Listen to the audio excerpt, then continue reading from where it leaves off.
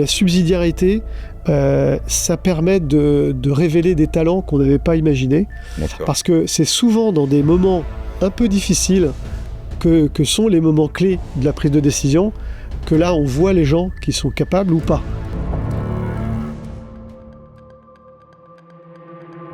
La subsidiarité, alors là, il y a du gros levier sur la subsidiarité. Il y a vraiment, pour les entreprises, c'est vraiment un principe qui est vraiment très très important.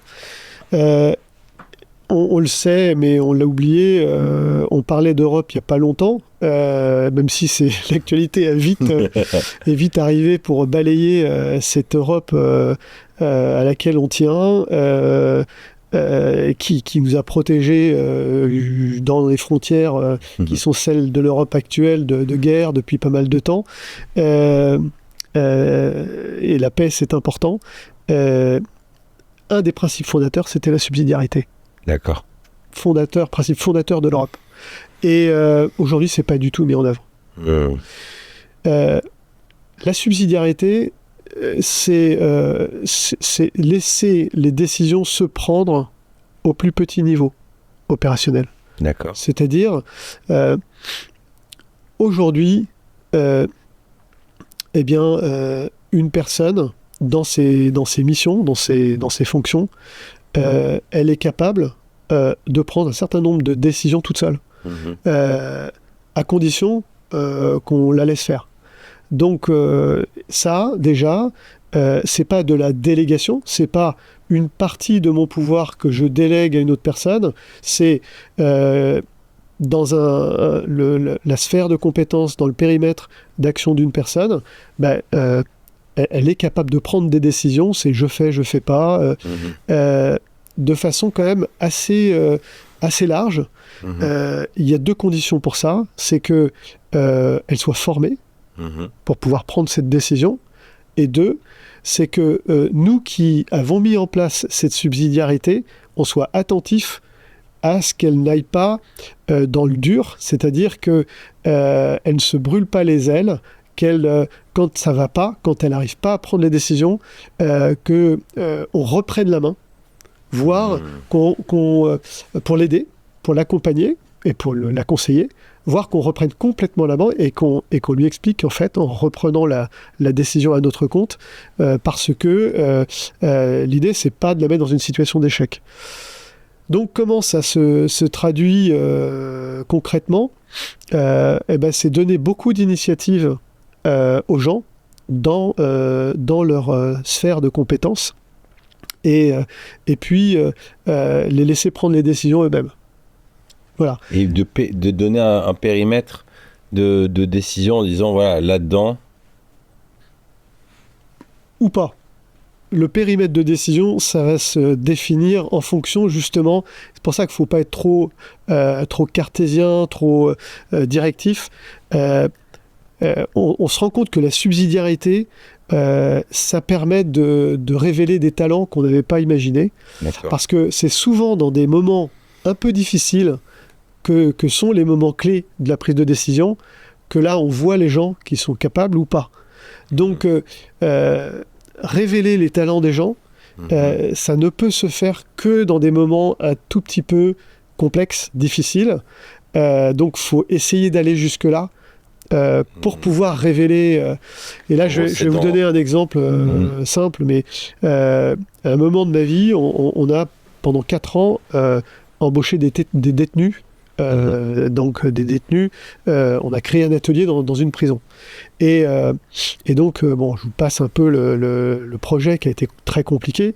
J'ai un collaborateur qui a dit, moi je veux bien m'occuper de la formation des détenus. C'est-à-dire que toutes les semaines, il allait en prison pour former les détenus à notre métier, sur ce qu'on voulait faire. Et forcément, moi, je ne pouvais pas l'accompagner toutes les semaines, parce que ça faisait beaucoup de temps. Il n'était pas formé pour former lui-même. Et ce garçon, en fait, s'est découvert des talents de formateur.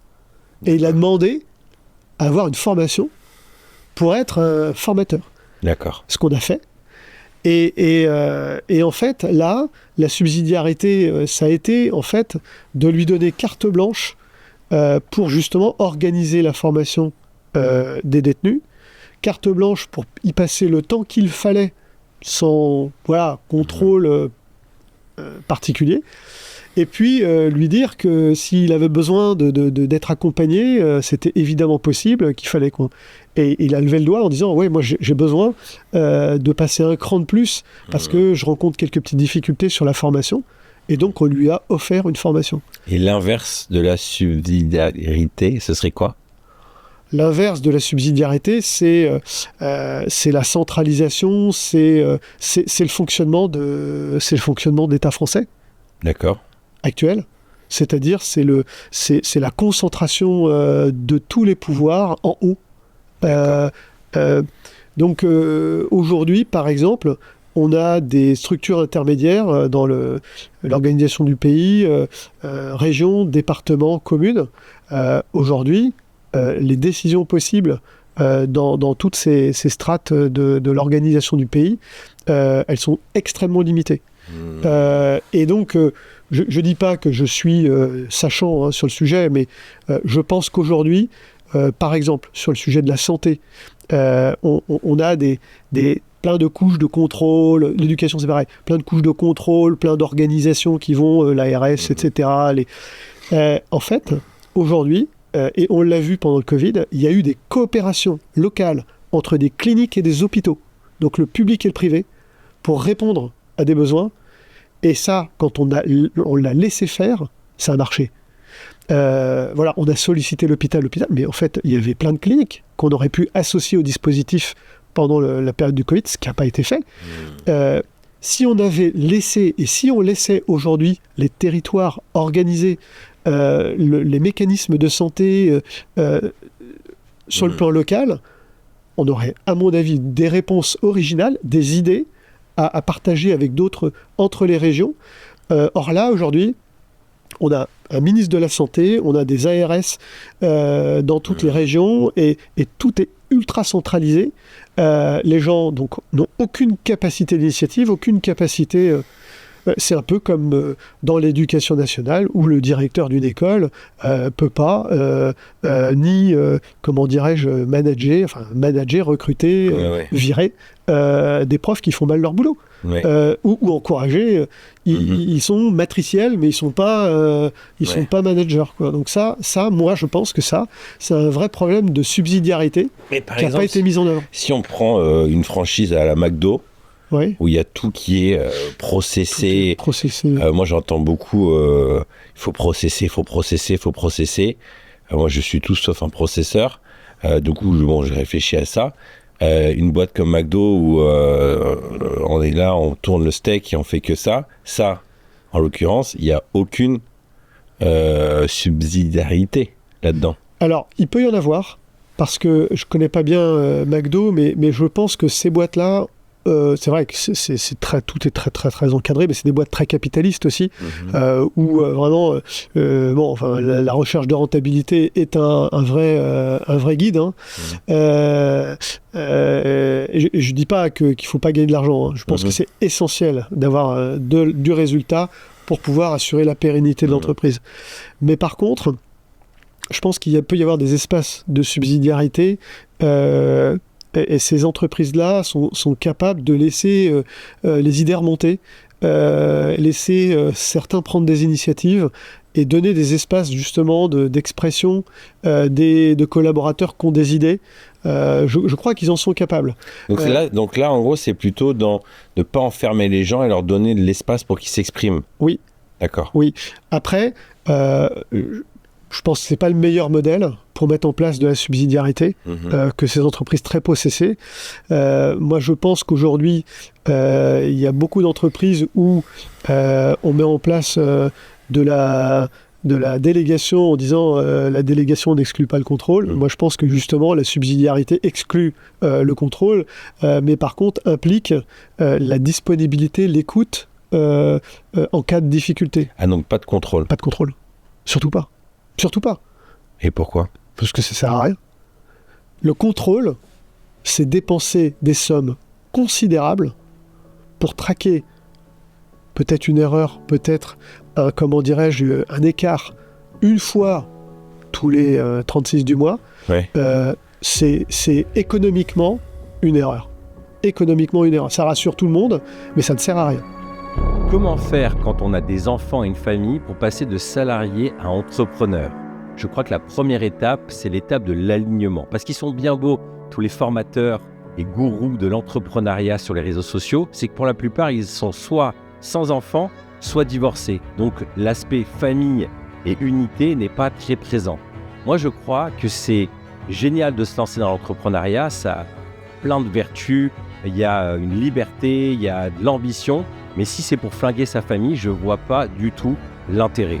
Alors moi, je crois que la première étape, c'est l'alignement. Je crois beaucoup à cette phrase, l'union fait la force. Quand le couple et par extension la famille est unie, il y a énormément de force. Et pour monter une entreprise, il faut être uni et il faut beaucoup de force. Alors ce que je te propose, c'est dans ce document gratuit, c'est un PDF très simple, je te propose 50 questions. Tu vas organiser une soirée en amoureux, faire garder tes enfants et passer du temps à deux. Alors ça peut être un week-end si vous voulez plus de temps. Et je te propose 50 questions pour vous aligner, voir si vous avez la même motivation, voir les points de friction. Imaginez les scénarios positifs, les scénarios catastrophiques. Imaginez des plans A, des plans B, des plans C, mais aussi imaginez qu'est-ce qui va se passer si ça se passe bien. Est-ce que le couple, est-ce qu'il va s'y retrouver? Comment les enfants vont se retrouver là-dedans? Quels sont les caps à ne pas franchir? Quels sont les rituels à mettre en place? Le nombre de vacances que vous voulez avoir ensemble, les plafonds en termes de revenus, en dessous de quoi vous ne voulez pas descendre. Vous allez aussi aborder tous les sujets de gestion de crise, de communication, les attentes, anticiper les problèmes. L'idée, c'est de pouvoir savoir si vous êtes prêt à vous lancer, si le couple et la famille est prête à passer à l'étape d'après. Et vous posez aussi un certain nombre de questions qui vont énormément influencer le reste de l'aventure. Souvent, au début, il faut énormément de force. Alors, je te propose de télécharger gratuitement ce document, 50 questions. Il est tout simple, c'est un PDF. Tu le gardes sur le téléphone ou tu l'imprimes. Tu passes ces soirées en amoureux. Je te guide question par question pour pouvoir avancer.